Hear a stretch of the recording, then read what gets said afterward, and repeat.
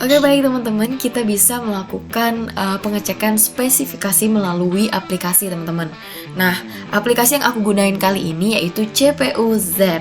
Teman-teman bisa download aplikasi tersebut di browser yang kalian gunakan. Langsung saja aku kasih tutorialnya. Pertama kalian buka Google Chrome atau semua browser bisa deh kayaknya untuk melakukan pendownloadan. Lalu teman-teman cari aja di browser kalian tuh CPU-Z. Oke. Nah, kalian masuk ke dalam situs www.cpuid.com. Kalian bisa buka. Lalu kalian pergi ke bawah, lalu masuk ke dalam zip bahasa Inggris. Nah, kalian boleh pencet. Oke. Nah, di sini ada perintah unduh teman-teman, kalian boleh pencet sekarang, unduh sekarang dan tunggu pendownloadan sampai selesai. Oke, jadi sini pendownloadan sudah selesai. Kalian boleh buka filenya di bagian download, lalu pilih CPU-Z dan pilih di bagian application teman-teman, buka aja. Nanti tampilannya bakal seperti ini. Tunggu loading. Jadi sebentar. Nah, di sini lengkap banget teman-teman, di mana CPU-nya itu di bagian CPU diberi nama juga, namanya Intel Core i3 yang aku gunain ya, Intel Core i3 1115G4 dengan kode name Tiger Like You. Di sini juga bisa mengetahui package itu menggunakan soket 1449 FCBGA. Di sini juga ada specification-nya itu 11 THz Intel Core i3 1115G4 dengan 3,00 GHz teman-teman. Nah, di sini juga ada keterangan clocks teman-teman, berapa core kecepatannya. Dan juga di sini ada menjelaskan charge-nya, di mana L1 data 2 kali 48 KB, terus L1, level 2, level 3 dan segala macam, ini lengkap banget dijelaskan di sini teman-teman. Nah, jadi sini aku menggunakan Cores 2 dengan thread 4. Oke, selanjutnya di sini juga menjelaskan mainboardnya teman-teman. Jadi di laptop aku ini aku menggunakan motherboardnya yaitu manufakturnya tuh Lenovo teman-teman, dengan model LNVNB 161216. Oke, di sini lengkap bagaimana tanggal pembuatan juga, brand dari mana, versi berapa gitu teman-teman. Di sini juga menjelaskan memori teman-teman. Jadi di sini aku menggunakan RAM dengan tipe DDR4 dengan besarnya 8 GB. Oke. Ini dijelaskan juga di kelanjutannya. Nah, di sini aku ada menggunakan 2 slot teman-teman. Slot pertama itu modul manufnya itu dari Lexar dengan besarnya 4 GB, dan slot kedua ini modul manufnya itu SK Hynix dengan besar 4 GB juga teman-teman. Sini ada penjelasan grafik juga, bench.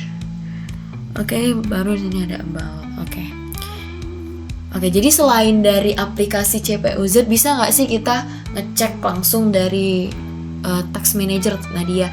Bisa banget teman-teman. Jadi kita tinggal pencet Ctrl Alt Delete. Kita langsung ke tutorialnya aja, oke? Oke, jadi gimana sih mengetahui spesifikasi CPU yang kita gunakan tanpa menggunakan aplikasi? Oke teman-teman, bisa menekan Ctrl Alt Delete. Ctrl Alt Delete. Lalu teman-teman pilih Task Manager teman-teman. Nah, setelah memilih Task Manager, kita buka. Di sini juga dijelasin dengan lengkap teman-teman. Kita buka di bagian Performance. Nah, nih. Di sini juga dijelaskan bahwa kita menggunakan CPU 11 THz Intel Core i3 1115G4 3.00 GHz. Sini juga ada dijelaskan speed, prosesnya, thread handles, ada juga time-nya. Oke, di sini juga dijelaskan charge-nya teman-teman. Di sini lengkap banget. Jadi tanpa aplikasi kita juga bisa mengecek spesifikasi dari CPU yang laptop kita gunakan, teman-teman. Oke teman-teman, selain cara melihat spesifikasi CPU, kita harus tahu juga nih cara melihat storage atau penyimpanan yang dapat digunakan di laptop kita sendiri. Nah, bagaimana caranya, Nadia? Oke, jadi teman-teman masuk ke file Explorer. Oke teman-teman, pilih option this PC, klik kanan, lalu masuk ke bagian manage. Nah, di sini juga jelas dilengkapi, baru pilih storage dan disk management. Di sini dijelasin bahwasannya penyimpanan waktu sebesar 238,46 GB dengan keterangan Windows SSD-nya itu sebesar 99,53 GB, itu jenisnya NTFS, dan new volume DD-nya itu sebesar 136,72 GB. Nah, di sini juga kita bisa melihat kapasiti yang sudah digunakan dan free space-nya berapa persen. Jadi kalau di sini di bagian penyimpanan D, new volume D-nya itu free space-nya itu masih banyak banget, teman-teman, 135,36 GB, masih free 99%. Oke, baik teman-teman, berikut saya jelaskan mengenai desain hierarki memori sistem dengan menjelaskan fungsi masing-masing level. Jadi di level pertama itu ada register. Nah, fungsi register ini yaitu merupakan memori tercepat dalam sistem yang terintegrasi langsung ke dalam prosesor, teman-teman. Nah, register menyimpan data yang sedang diproses oleh CPU seperti hasil operasi atau data sementara. Nah, kecepatan di register ini sangat tinggi, teman-teman, bahkan dalam hitungan nanodetik biasanya. Nah, kapasitas itu kecil, biasanya hanya beberapa kilobyte. Nah, yang kedua itu ada cache memory. Nah, cache memory adalah memori yang lebih cepat dibandingkan RAM, tetapi lebih kecil kapasitasnya. Cache dibagi menjadi beberapa level. Ini ada level pertama.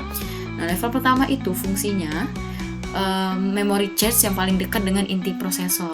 Jadi fungsinya itu menyimpan data dan instruksi yang sering digunakan oleh CPU, teman-teman.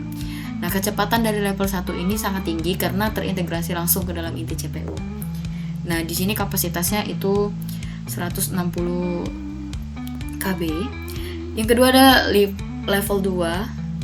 Nah, memori tingkat kedua yang sedikit lebih lambat dari level 1 ini berfungsi untuk menyimpan data yang tidak cukup dimuat di level 1. Nah, jadi data yang tidak cukup dimuat di level 1 bisa dimuat di level 2, teman-teman. Nah, kecepatannya itu sedikit lebih lambat dari level 1 tetapi lebih besar kapasitasnya. Nah, di mana di sini kapasitasnya itu 2,5 MB. Oke. Yang ketiga ada level ketiga, yaitu fungsi cache tingkat terakhir yang lebih besar tetapi lebih lambat, teman-teman, dibandingkan level 1 dan level 2. Level 3 sering berbagi di antara beberapa inti prosesor untuk meningkatkan efisiensi. Nah, kecepatannya itu lebih lambat tuh dari level 2, apalagi level 1 gitu ya. Tetapi masih lebih cepat daripada RAM, teman-teman. Di sini kapasitasnya itu ada 6 MB. Nah, yang ketiga itu ada main memory atau RAM. Nah, di sini fungsi RAM itu menyimpan data dan program aktif yang sedang dijalankan oleh sistem. RAM digunakan sebagai penyimpanan sementara yang mendukung operasi CPU, teman-teman. Nah, kecepatan dari RAM sendiri itu lebih lambat dibandingkan cache, tetapi lebih cepat daripada SSD, teman-teman. Jadi, kecepatan RAM ini lebih lambat dari cache memory, tapi lebih cepat dari SSD, teman-teman. Nah, di laptop aku nih RAM-nya 8 GB DDR4. Oke. Jadi cukup besar untuk menjalankan aplikasi modern gitu ya, teman-teman. Nah, yang terakhir itu ada secondary storage atau SSD. Nah, fungsi dari SSD itu sendiri itu menyimpan permanen untuk sistem operasi, aplikasi, dan data pengguna. Data di SSD dipindahkan ke RAM atau cache ketika dibutuhkan oleh CPU. Nah, kecepatannya itu lebih lambat dibandingkan RAM, tetapi jauh lebih cepat dibandingkan HDD karena menggunakan teknologi flash. Nah, SSD aku di sini SSD NTFS itu sebesar 238,46 GB.